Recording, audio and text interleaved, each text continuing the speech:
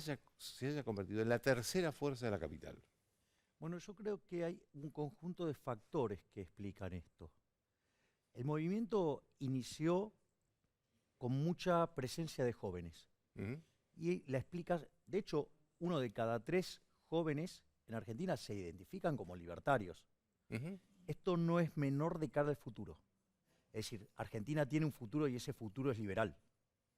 ¿Por qué? Porque si 1/3 de los jóvenes adhieren a definirse como liberales libertarios, me parece que ahí hay una luz de esperanza. ¿Cómo ocurrió esto? Desde mi punto de vista, esto ocurre por varias cosas. La primera es que los jóvenes suelen ser rebeldes contra el status quo. Y hoy el status quo recita izquierda. Ujú. Por lo tanto, es natural que la rebelión sea liberal. Ese es el primer punto. El segundo punto, que no es menor, en Argentina el sistema de educación pública, tanto de gestión privada como gestión estatal, es un sistema de adoctrinamiento en las ideas de la izquierda. Por lo tanto, es natural que... ¿Aún la educación privada? Exactamente. Y claro, porque cuando usted tiene que enviar un programa, se lo tiene que aprobar El Estado. el Estado. Claro. Y el Estado baja una línea para que la gente sea adoradora de la religión del Estado. O sea, que los esclavos se enamoren de las cadenas. Entonces, también ahí juega un rol muy importante los jóvenes como rebelión natural hacia eso y el rol de las redes sociales. Y después, esto tampoco se puede dejar de lado, hubo un reverdecer de los valores de la libertad a partir de las cuarentenas. Es decir, la gente volvió a tomar conciencia de lo importante que es la libertad. Y eso no está solamente presente en Argentina, está presente en todas partes del mundo. O sea, y lo puede ver con distintas expresiones.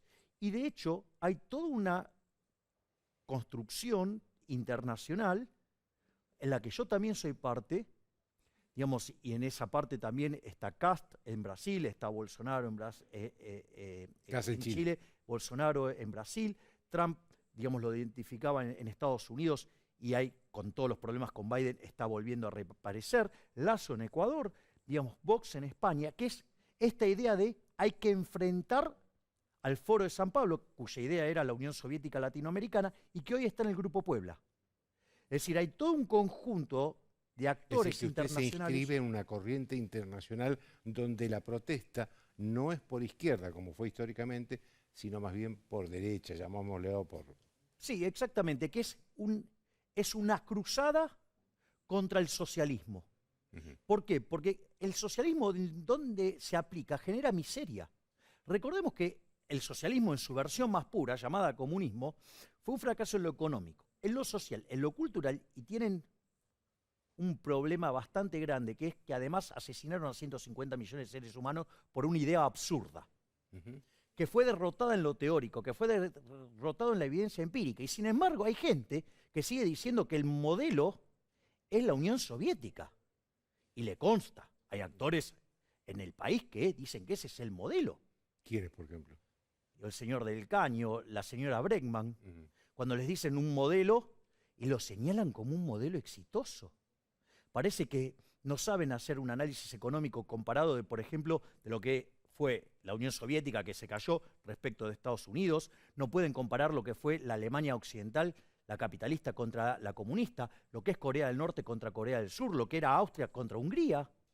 Es decir, ¿dónde viven? En un termo, perdón el término. Pero... No, no, está bien. Hablando de Kast, que es el candidato que sacó más votos ayer en Chile, va a un balotaje.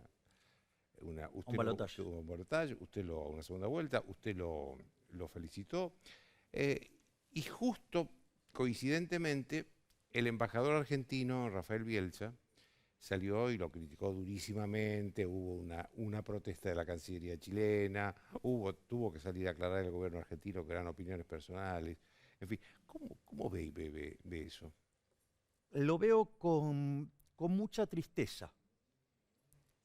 Primero porque yo tengo una relación de amistad con Rafael Bielsa. Digamos, trabajábamos en la misma empresa y nosotros teníamos largas discusiones filosóficas, obviamente, él desde una posición de izquierda, yo desde una Ujú. posición liberal. Un intercambio en el cual yo aprendí mucho. Creo que los dos nos beneficiábamos en ese intercambio. Pero una persona que ha sido canciller y ese embajador no puede cometer semejante error, desde mi punto de vista, debería ser expulsado, debería ser apartado de la función, porque no corresponde que haga esa referencia, además con la experiencia que tiene. Entonces, me parece que ahí... ¿Usted cree que es solo de Bielsa o hay algo? Porque a mí lo que me extraña es que Bielsa ignore que un embajador no puede hablar a título personal ni sin autorización del gobierno sobre una cuestión tan interna como es esta. Me parece que a Bielsa le ganó la ideología sobre el cargo. Esas cosas pueden pasar en la vida real, que las pasiones le ganen a la razón y cometer ese error. Se cometió el error, tiene que pagar las consecuencias de un error tan grosero. Es más, yo le voy a señalar, o sea, porque alguien puede decir, no, bueno, porque vos sos ultra antikirchnerista. Eso es falso, porque también critiqué a Lustó y a Malcorra cuando salieron a apoyar abiertamente a Hillary Clinton, con el agravante, digo, no solo que no lo deberían haber hecho, sino que cuando pierde Hillary Clinton contra Donald Trump, Malcorra envía un tuit lamentando la derrota de Hillary Clinton. O sea, también debería haber sido desplazada del cargo. Es decir, lo que quiero decir es que este tipo de cuestiones de las preferencias personales uno no las puede estar mezclando en asuntos de Estado. Me parece que es gravísimo. Por lo tanto, a pesar del aprecio y la relación que yo puedo tener con Bielsa en el plano profesional privado, me parece que es un error extremadamente grave que ensucia al país y por lo cual debe ser desplazado de su cargo. Déjeme que le haga una pregunta sobre cosas que estuvimos hablando, sobre la inseguridad que estuvimos hablando con Patricia recién, que es el tema de lo que pasó en Rosario el fin de semana, muy grave, el mapuche muerto en el Bolsón, que no se sabe cómo lo mataron, pero hay ahí una reacción social de ambos lados muy dura. Lucas González, este joven que fue asesinado acá por la policía. ¿Cómo está viendo este problema? Me parece que el problema de la inseguridad tiene que ser visto dentro de una perspectiva de equilibrio general. De hecho, hay un trabajo mío junto a Marcelo Pérez Gabilondo de 1997 que se llama Análisis de las políticas de represión y represión del delito de prevención y represión del delito en la Argentina. Y básicamente lo que se explica en ese trabajo, tanto desde lo teórico como desde lo empírico, que uno de esto lo tiene que entender en la lógica del funcionamiento del sistema económico, más el entramado legal que uno tiene y cómo lo aplica. Por ejemplo, en ese mismo marco usted puede derivar que las políticas implementadas o impulsadas en el gobierno kirchnerista a partir de la llegada de Zaffaroni son deplorables. Ejemplo, ¿por qué? Porque usted estaba saliendo de lo que fue la crisis de la convertibilidad. Había una recuperación cíclica furiosa. ¿Cuál debería haber sido la contracara? Cuando hay una recuperación cíclica furiosa, usted tiene aumento del empleo, aumento de los salarios reales, a usted le pasa a ser menos rentable relativamente estar en la delincuencia. Claro. Por ende, debería caer, mientras que usted está aumentando el empleo y el producto per cápita. Sin embargo, aumentó la delincuencia. ¿Por qué? Porque esas ideas que impulsó Argentina, esas ideas las impulsaban en Nueva York a mediados de la década del 60. Gary Becker, que había terminado su tesis en Chicago y se va a dar clases a Columbia, lo que dice es, esto no termina bien. Es decir, si usted le está bajando permanentemente el costo esperado a los delincuentes, ¿cuál es la contracara? La contracara es que sube el beneficio esperado. ¿Qué pasa cuando un beneficio esperado aumenta en una actividad? Y la actividad se expande. Bueno, esto es lo mismo que pasa acá. Entonces, me parece que eso, por un lado. Entonces, ¿qué quiere decir? Que cuando usted mira las leyes en Argentina, no son muy diferentes de las que hay en un país normal. Pero el problema es que no se cumplen, que no hay penas efectivas. El problema es cómo la aplican. Exactamente. Y después, hay exceso de los dos lados. Entonces, si usted determinó que hay Estado, lo mínimo que cubre, la mínima definición de Estado es la del Estado gendarme, es decir, seguridad y justicia. Entonces usted se puso de acuerdo con el tema de seguridad. La seguridad entonces ahora no es ni derecha ni de izquierda, es seguridad.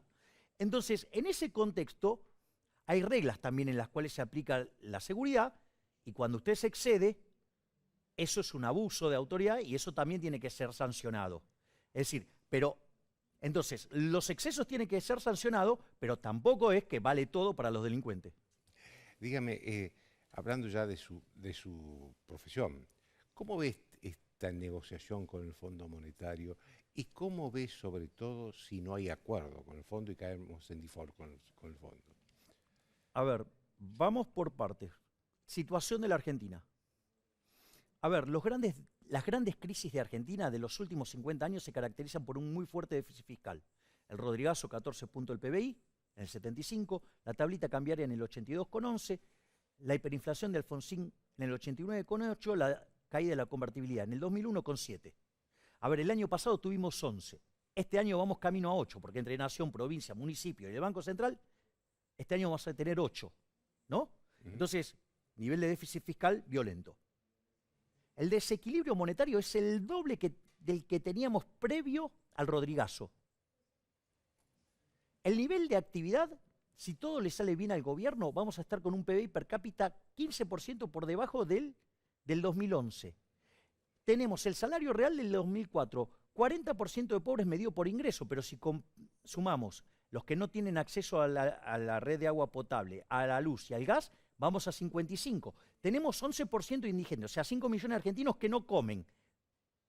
Entonces, si esto deriva en una explosión tipo Rodrigazo, que está todo dado, porque en realidad lo que termina gatillando el punto final es una crisis política, que hace que caiga la demanda de dinero y ahí es donde se produce el estallido, la pregunta es, vamos a estar mucho peor que en el Rodrigazo, porque en el Rodrigazo pasamos de 30% de inflación a 180 y después a 400, pero arrancábamos con 4,5 de pobres. Hoy tenemos 10 veces más. Por lo tanto, la situación es que ahí está esperando un estallido colosal. Social y económico. Exactamente. Digo, si estamos partiendo de estos niveles de pobreza e indigencia, imagínese un Rodrigazo. Va a ser un desastre. Entonces, si no se hace nada, es decir, que se siga haciendo déficit fiscal, que se lo financia con emisión monetaria y que se lo trata de mitigar esto con controles en el mercado cambiario, los desequilibrios se hacen tan grandes que son insoportables socialmente, tarde o temprano explota. Digo, que fue lo que hizo Celestino Rodrigo, y llegó un momento, se quedó sin dólares y explotó la olla de presión. Entonces, en ese contexto, lo que uno tiene es que frente a ese desequilibrio, si no hace nada, explota. Si hace lo que quiere hacer el gobierno, la ala dura, la explosión va a ser todavía muchísimo peor. Lo único que se puede hacer es un ajuste. Pero para que ese ajuste no sea doloroso para la sociedad, tiene que tener dos características.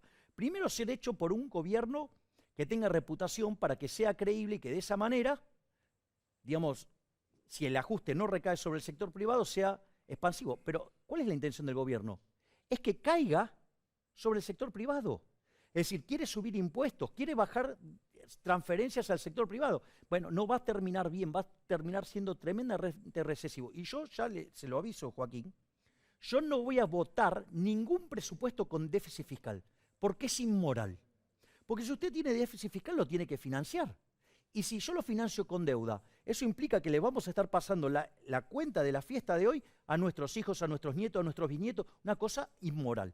Si lo financiamos con emisión monetaria, eso va a generar inflación. Esto quiere decir que no solo que va a estar afectando el funcionamiento del sistema de precios, va a afectar la coordinación y eso va a afectar a la asignación de recursos y eso al crecimiento, sino que además golpea entre 25 y 30 veces más fuerte el impuesto inflacionario sobre los más vulnerables. Y si me quieren subir los impuestos, es un robo sobre el sector privado. Por lo tanto, lo primero que hay que decirle a este gobierno es que déficit fiscal, no. Y el ajuste que tiene que hacer tiene que recaer sobre la política, no puede recaer sobre el sector privado. Y si quieren avanzar en eso, yo los voy a denunciar. Los voy a denunciar frente a la sociedad que para mantener a los parásitos de la política quieren cargarle la cuenta a los que se rompen el lomo laburando. Esto no puede ser más así, Joaquín. No puede ser más. Argentina desde inicio del siglo XX hasta hoy, ¿sí? Tuvo 17 crisis, 15 son de origen fiscal. Digamos, de esos 120 años, durante 110 tuvimos déficit. Desde la mediados de la década desde la década del 50 hasta hoy, la mitad del tiempo estuvimos en recesión, todo por culpa de políticos que gastan más de lo que les ingresa. Y siempre, ¿cómo lo arreglan? Pasándole la cuenta al sector privado. Basta, se acabó. ¿Sabe por qué? Porque hoy, de ser el país más rico del mundo, somos 120. Y si seguimos así, vamos a ser la villa miseria más grande del mundo. Entonces, basta, se acabó con este modelo de casta que roba. Gracias, Javier. Gracias a usted, Joaquín. Una pausa y voy a hablar yo sobre el tema Chile y Bielsa.